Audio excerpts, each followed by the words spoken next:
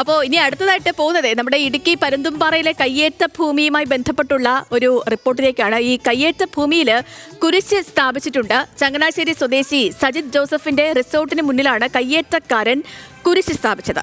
Revenue വകുപ്പിന്റെ stop memo ലംഘിച്ചാണ് ഇപ്പോഴത്തെ നടപടി. ഇടുക്കിയിൽ നിന്ന് ഇതുമായി ബന്ധപ്പെട്ട് ആൽവിൻ തോമസ് ചേരുന്നുണ്ട് നമുക്കൊപ്പം. Alvin, good morning.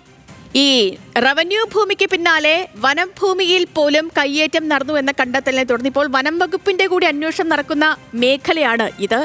വീണ്ടും കയ്യേറ്റ ഭൂമിയിൽ കുരിശ് സ്ഥാപിച്ചു എന്നുള്ളതാണ് ഏറ്റവും പ്രധാനപ്പെട്ട വിവരം. അതിന്റെ ദൃശ്യങ്ങളടക്കം നമ്മളിപ്പോൾ പ്രേക്ഷകരിലേക്ക് എത്തിക്കുന്നുമുണ്ട്. എന്താണ് വിവരങ്ങൾ ആൽവിൻ? ഇനി എങ്ങനെയാകും നടപടികൾ? Good morning.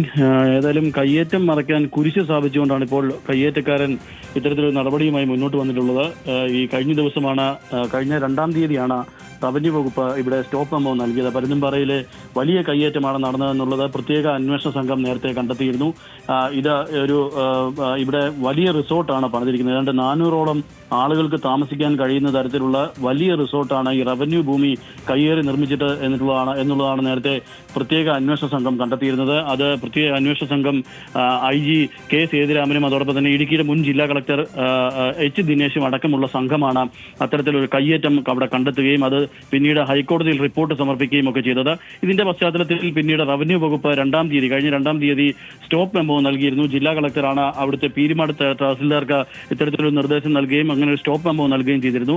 പക്ഷേ അതിനുശേഷവും ഇപ്പോൾ നിർമ്മാണ പ്രവർത്തനം നടന്നു എന്നുള്ളതാണ് ഏറ്റവും ശ്രദ്ധേയം. അതിൽ ഏറ്റവും ശ്രദ്ധേയം കുരിശ് സ്ഥാപിച്ചുകൊണ്ടാണ് ഇപ്പോൾ ആ കയ്യേറ്റ ഭൂമിയെ സ്വാധീകരിക്കാൻ അല്ലെങ്കിൽ അത്തരത്തിൽ നടപടികളുമായി മുന്നോട്ട് പോവുകയാണ് ചങ്ങനാശ്ശേരി സ്വദേശിയായ സജിത്ത് ജോസഫ് എന്ന ഈ കയ്യേറ്റക്കാരൻ എന്നുള്ളതാണ് ഏറ്റവും ശ്രദ്ധേയം.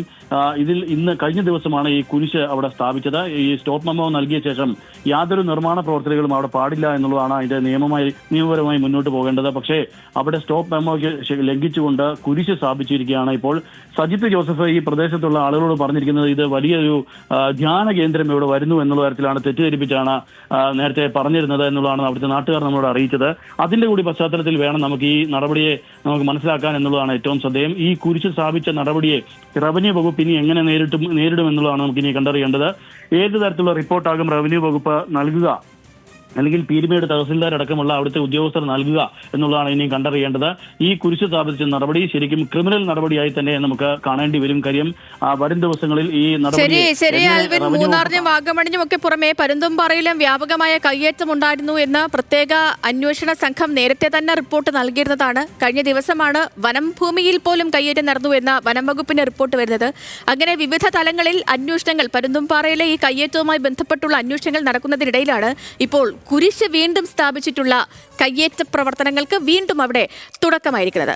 ആൽവിൻ തോമസ് ആണ് അപ്പോൾ ഇതുമായി ബന്ധപ്പെട്ടുള്ള വിവരങ്ങളൊക്കെ നൽകിയത്.